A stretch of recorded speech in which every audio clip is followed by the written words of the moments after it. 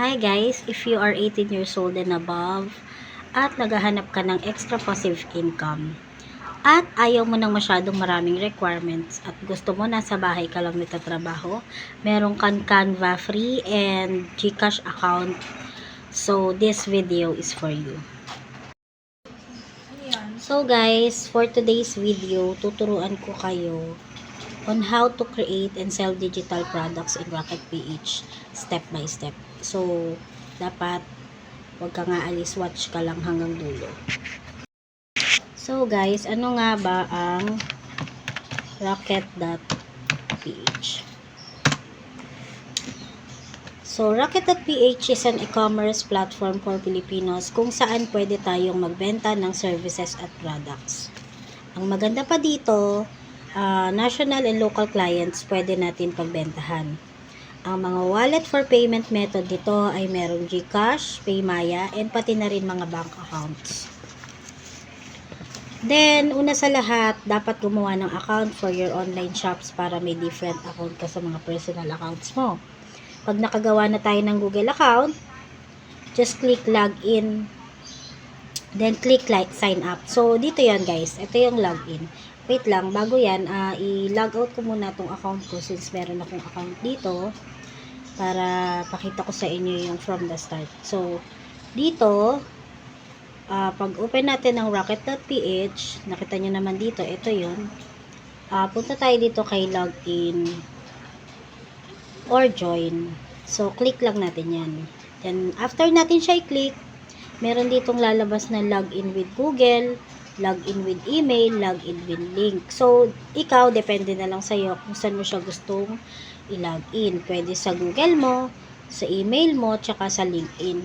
Anyway guys, yung Google na sinasabi ko sa inyo kanina, una ko sinabi na mas maganda kung gagawa kayo ng sariling account para dito. Kasi para hindi halo-halo, diba? Pero depende pa rin sa iyo yun kung gusto nyo yun. Kung gusto nyo na may sariling account para sa Rocket.ph. So, depende na lang talaga sa inyo. So, ang gagawin natin dyan, pupunta tayo dito ngayon kay login with Google. Since ako, ito nga muna ginamit ko. For example lang naman to. Wala pa naman talaga akong account dito. Plano ko pa lang din na mag Rocket.ph. So, click natin yan. Ayan. Once na nakaklik natin yung email natin, yung Gmail natin doon, once na nilink na natin yung Gmail natin doon, direct na siyang papasok yung account natin. Ayan, katulad dito, ito nakita mo na siya dyan. Pero kapag marami kang account sa Gmail, usually lalabas muna dito lahat ng Gmail accounts mo, tapos pipiliin mo kung ano yung account na gagamitin mo. But since ako nga nakapag-login ako dyan kanina, kaya nag-direct na siya dun sa Gmail na ginamit ko. So, once na na-open na natin siya, ano nga bang features meron ang Rocket.ph? So, meron tayong services, products, become a Rocketer. So, ang unang pipindutin mo dyan, since beginner pa lang tayo, so, pwede tayo dito sa 3 lines. Ito, yung 3 lines sa tabi ng emoji, yung account natin. Click natin yan. Then, punta tayo sa Rocketeer dashboard. So, nandito lahat yung features or parang menu ng Rocket.ph. So, meron ditong Rocket Ship. Ito yung may Rocket Ship. Ito yung may ad services, products, or manage your portfolio. Portfolio. Yun. So, dito. Then, dito naman, mga orders, and then my wallet, deliveries, customers, recommendations, discounts, affiliates, analytics. So, siguro naman guys, hindi na kayo, siguro naman familiar na rin kayo sa mga word na nakalagay dito, no? So, explore na lang din natin yan. So, by the way, para hindi na tayo masyadong mahaba yung ating video, diretso na tayo dito kay My Rocket Ship. So, since nga na beginner ka pa lang at gusto mo maglagay ng bago mong ibebenta digital online, so click natin to. So ayan guys, bago tayo dumiretso dito sa ito, sa ano may format na yan, yung may profile natin. So, bago tayo dumaretso dyan, punta muna tayo kay Canva kasi nandun yung ating ipapost dyan sa rocket.ph. Wait lang guys, medyo may kabagalan tong ano natin. Itong ating PC. Bagal.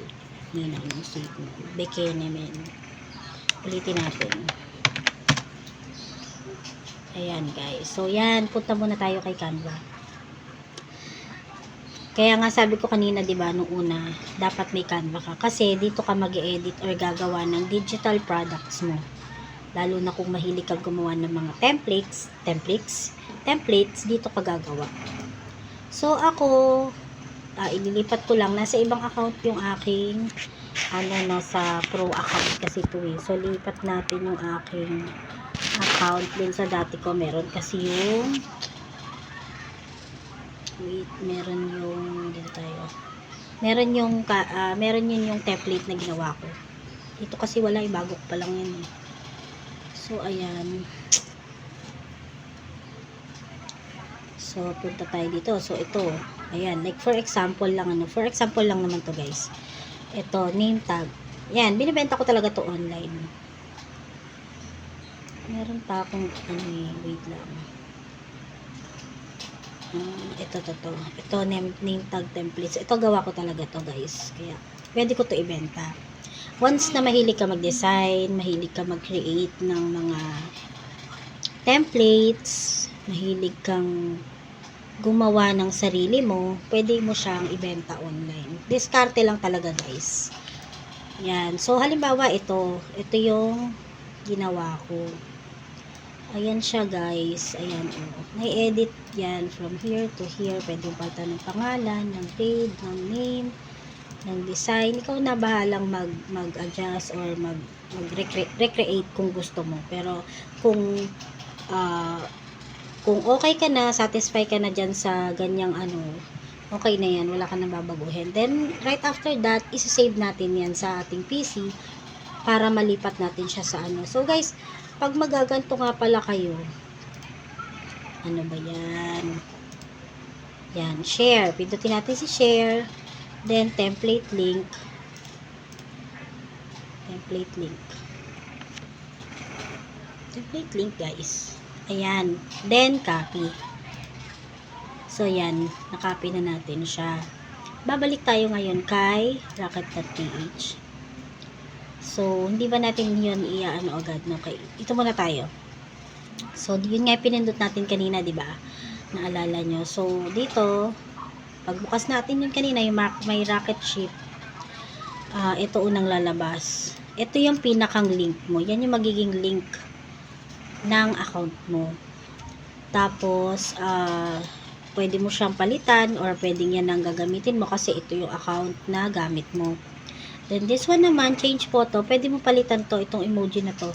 Pwede mo siyang palitan ng ibang picture. Depende na lang sa'yo kung anong mas gusto mo. Like, for example, ito mga ginawa ko sa anak ko to eh. Ayan. Ang pangit ko, Romy cover. Like, for example lang guys ha. Kasi, hanap tayong iba. Saan ba yung mga ginawa ko?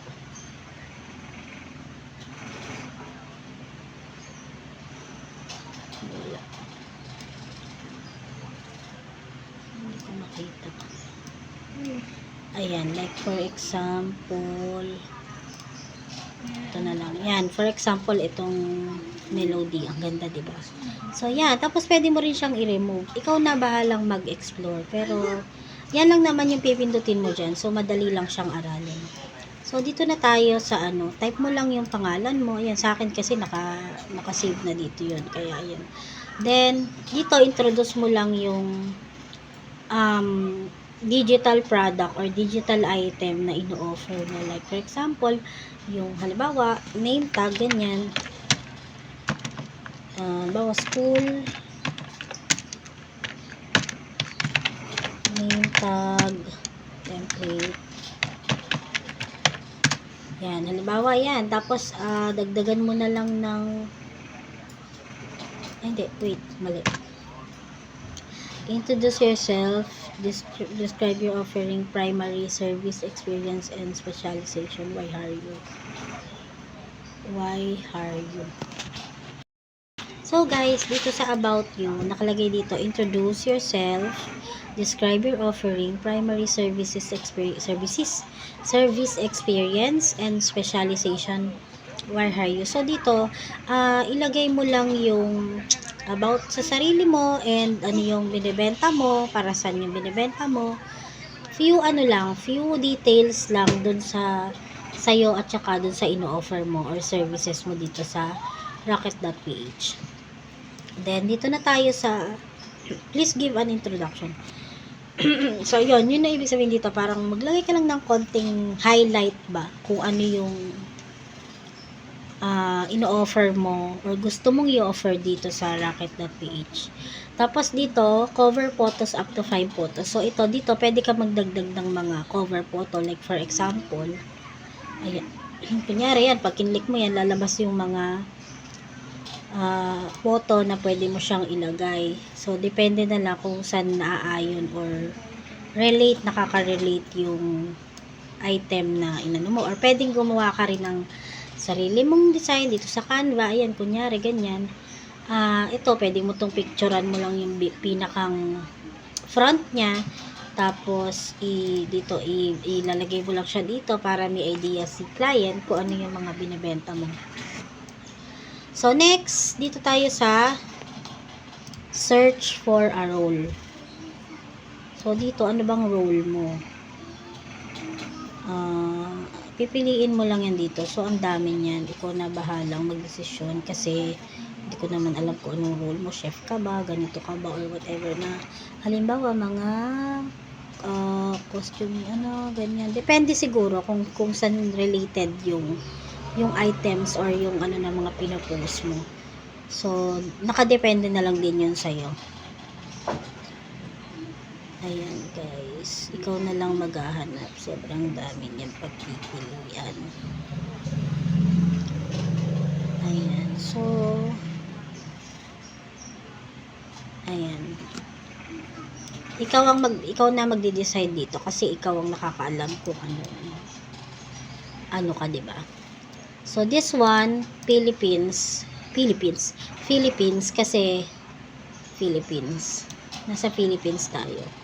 Then, sa country yon, and then region, lagay lang natin ng city, and headline. Maglagay ka lang ng few highlight ng intro mo, headline mo, para mas makilala ka ng rocket.ph. Then, after that, save changes mo lang yan. So, hindi natin kinlik to kasi, anong tawag dito? Kasi, hindi pa ako decided. Gusto ko, alam ko mabuti yung mga ilalagay ko dito sa rocket.ph. Parang, binigyan ko lang kayo ng few ideas paano magsimula sa rocket.ph. Then, right after that, save changes, punta naman tayo kay products. Kay services kasi, depende rin sa'yo yun kung may mga gusto kang serbisyo na pwede nilang i-ano sa'yo, ikaw na bahala, depende na lang sa'yo kung ano mga services na pwede mong i-offer. So, yun. Usually, may mga nag-o-offer din ng mga researcher, yung mga gano'n, nagre-research sila ng mga pinapahanap ni client. So, pwede rin dito yan. Then, dito na tayo kay product since ito yung meron akong pwedeng i-offer dito. So, kanina, meron tayong sinave na dito natin yun ilalagay, guys. Click nyo muna si add product first, then choose, meron ditong all, physical, digital. So, sa atin, digital kasi nga, yun lang yung kaya kong i-offer sa ngayon since nagagagawa ko ng mga template. So, start from scratch. So, ito, click natin to. Since magsimula pa lang tayo. Name. So, ano nga bang name ng ebook natin? So, like, for example, katulad ng sinulat ko kanina, school name tag. Ayan, guys. school name tag template. Guys, advice ko lang pag gagawa kayo ng name or title ng ebook nyo, mag-start kayo sa word na makukuha nyo or makakatch nyo yung attention ni client. Like for example, ito school name tag, kasi from that word, dun sa first word na ilalagay mo, makikita na ni client kung para saan yung digital na ino-offer mo or binibenta mo. Like for example, like for example, itong school. So, makikita ni na client na pang school. So, halimbawa, hindi naman siya naghahanap ng pang school.